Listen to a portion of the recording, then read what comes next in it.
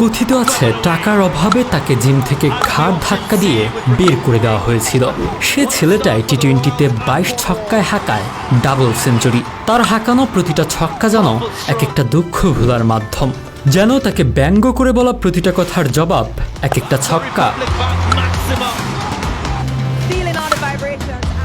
ছোটবেলায় কোনো এক বিশেষ ক্ষমতার বলে তার প্রতি মেয়েরা ইমপ্রেস হতো ঠিকই, তবে শেষ পর্যন্ত তাকে মোটা, হাতি, গন্ডার বলে ছেড়ে চলে যেত। বন্ধুরা খ্যাপাতো মহিষের বাচ্চা বলে। রাকিম কর্নওয়ালকে নিয়ে শোনা যায় এমনটাই। উচ্চতা 6 ফুট 6 ইঞ্চি আর ওজন 140 কেজিরও বেশি। মোটা হওয়ার কারণেই একটু আলাদাভাবে পরিচিত এই দানবীয় ক্রিকেটার।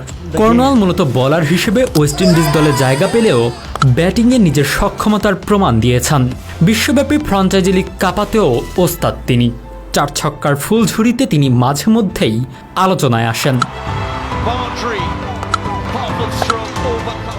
ওয়েস্ট ইন্ডিজের হয়ে 10টি টেস্ট খেলার রাকিম কর্নওয়াল একবার সাড়া ফেলেছিলেন ডাবল সেঞ্চুরি করে।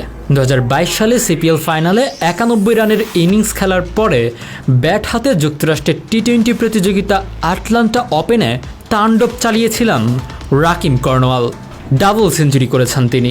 আটালান্টা ফায়ার তার ব্যাটে ভর করে 1 উইকেটে তোলে 326 রান।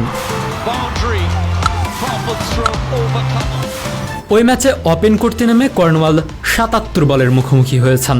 এর মধ্যে 22টি ছক্কা এবং 17টি চার মেরেছেন।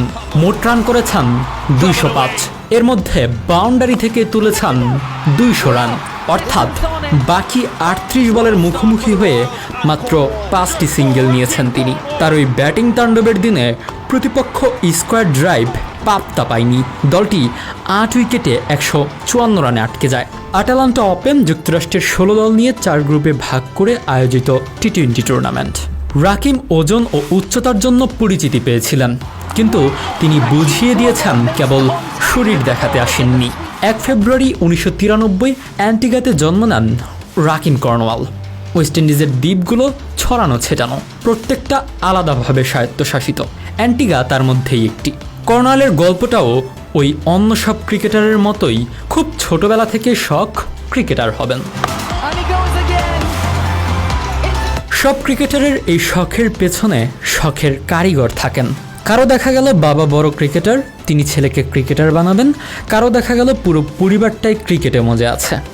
রাকিম কর্নওয়ালের এই শখের কারিগর হলেন কর্নওয়ালের মামা উইলডেন কর্নওয়াল, যিনি নিজেও 53টি ফার্স্ট ক্লাস ম্যাচ খেলেছেন।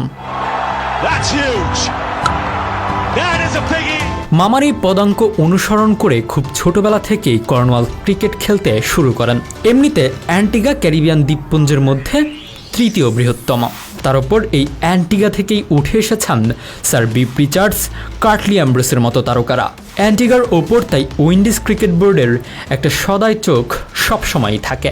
কর্নওয়ালের ক্রিকেটে উঠে আসা তাই খুব কঠিন কিছু ছিল না।